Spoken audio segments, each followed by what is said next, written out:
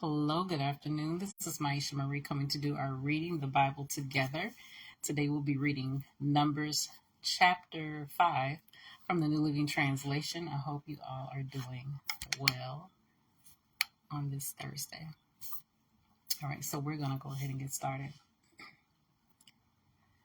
The Lord gave these instructions to Moses. Command the people of Israel to remove from the camp anyone who has a skin disease or a discharge or who has become ceremonially unclean by touching a dead person. This command applies to men and women alike. Remove them so they will not defile the camp in which I live among them. So the Israelites did as the Lord had commanded Moses and removed such people from the camp. Then the Lord said to Moses, "Give the following instructions to the people of Israel. If any one of the people, men or women, betray the Lord by doing wrong to another person, they are guilty. They must confess their sin and make full restitution for what they have done, adding an additional 20% and returning it to the person who was wronged. But if the person who was wronged is dead, and there are no near relatives to whom restitution can be made, the payment belongs to the Lord and must be given to the priest. Those who are guilty must also bring a ram as a sacrifice, and they will be purified and made right with the Lord. All the sacred offerings that the Israelites bring to a priest will belong to him. Each priest may keep all the sacred donations that he receives." And the Lord said to Moses, "Give the following instructions to the people of Israel. Suppose a man's wife goes astray, and she is unfaithful to her husband and has sex with another man, but neither her husband nor anyone else knows about it. She has defiled herself, even though there was no witness and she was not caught in the act. If her husband becomes jealous and is suspicious of his wife, and needs to know whether or not she has defiled herself, the husband must bring his wife to the priest. He must also bring an offering of 2 quarts of barley flour to be presented on her behalf. Do not mix it with olive oil or frankincense, for it is a jealousy offering, an offering to prove whether or not she is guilty. The priest will then present her to stand trial before the Lord.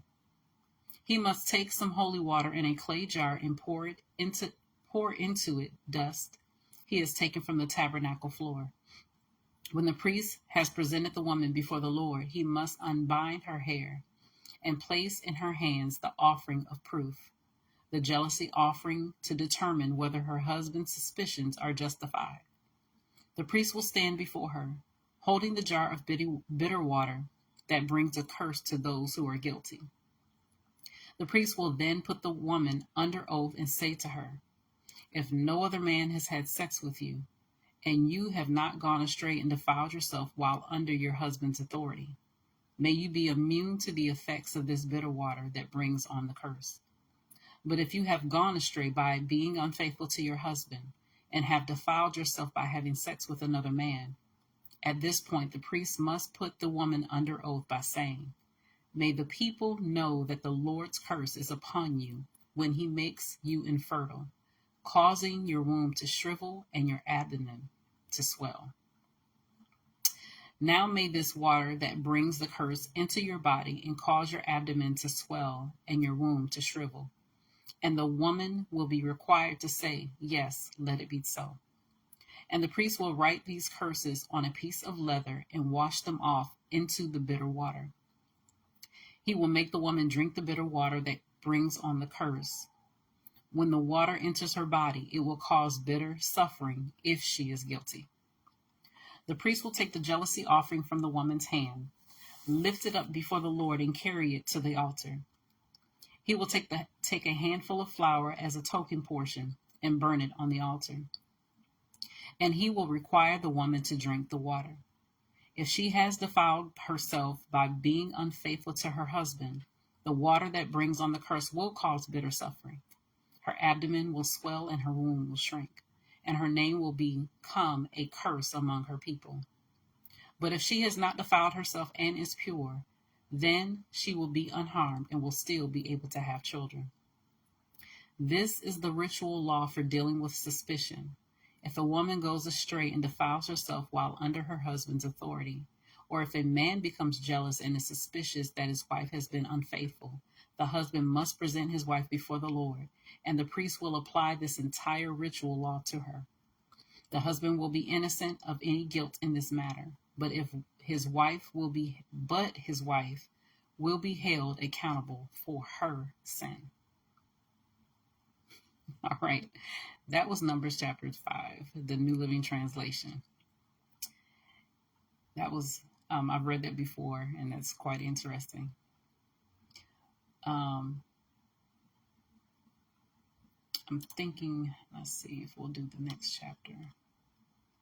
Yeah, we'll do chapter 6 as well, Numbers chapter 6.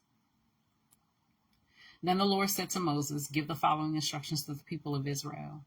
If any of the people, either men or women, take the special vow of a Nazirite, setting themselves apart to the Lord in a special way, they must give up wine or other alcoholic drinks.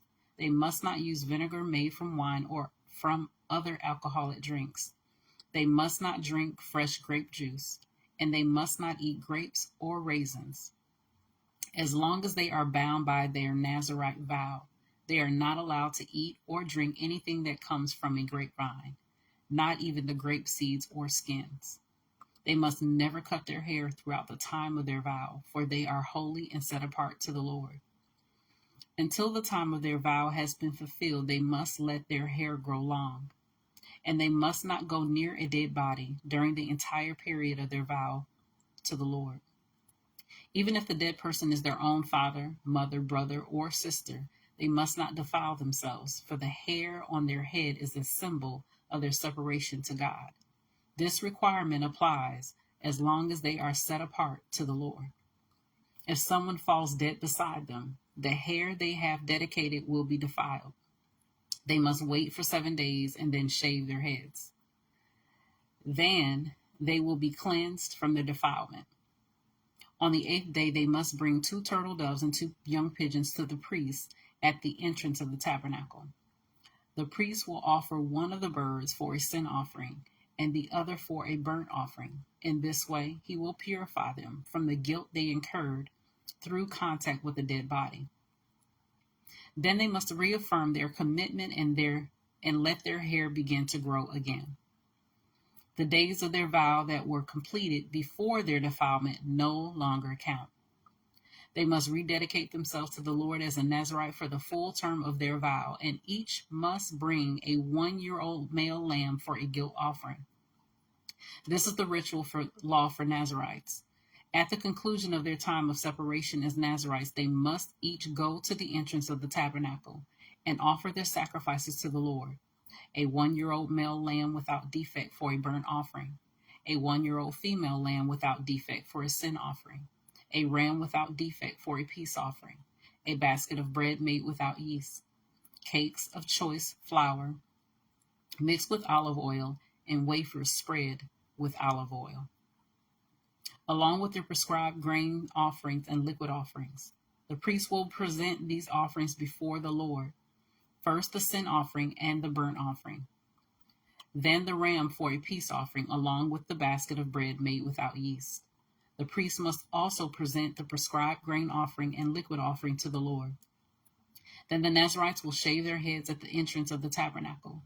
They will take their hair that had been dedicated and place it on the fire beneath the peace offering sacrifice. After the Nazirite's head has been shaved, the priest will take for each of them the boiled shoulder of the ram, and he will take from the basket a cake and a wafer made without yeast. He will put them all into the Nazirite's hands. Then the priest will lift them up as a special offering before the Lord. These are holy portions for the priest, along with the breast of the special offering and the thigh of the sacred offering that are lifted up before the Lord. After this ceremony, the Nazirites may again drink wine. This is the ritual of the Nazirites, who vow to bring these offerings to the Lord. They may also bring additional offerings if they can afford it, and they must be careful to do whatever they vowed when they set themselves apart as Nazirites. So we've read today Numbers chapter 5 and chapter 6 from the New Living Translation. Continue to search through the scriptures daily. Read through the scriptures daily to see what is true.